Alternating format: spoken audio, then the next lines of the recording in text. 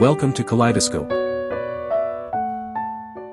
Long before Henry Ford revolutionized modern manufacturing with the introduction of the automotive assembly line in 1913, an industrial superpower on the other side of the planet had already perfected the concept of interchangeable parts and standardized mass production.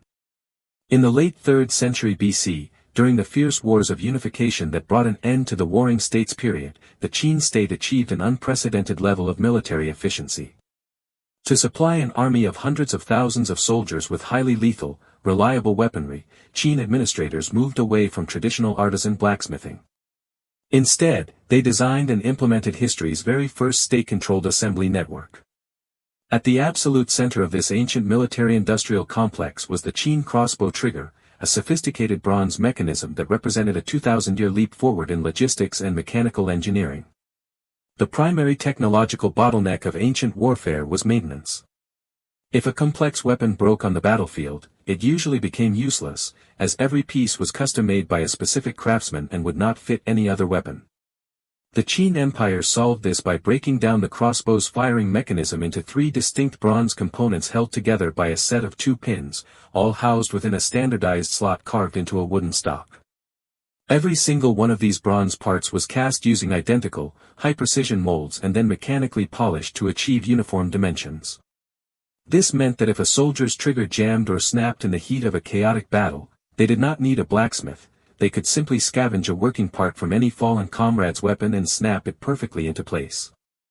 To achieve this absolute interchangeability across an empire spanning thousands of miles, the Qin state established a brutal yet incredibly effective quality control system known as Wu Lu Gong, meaning, the artisan's name must be engraved on the product.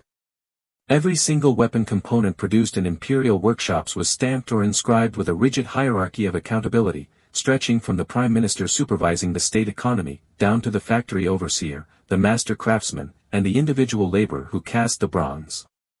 If a trigger failed on the battlefield due to a manufacturing flaw, investigators could trace the exact component back to the specific workshop and individual who made it. This merciless transparency forced an entire civilization to maintain microscopic precision, ensuring that millions of lethal bronze triggers, arrowheads, and spears were physically identical.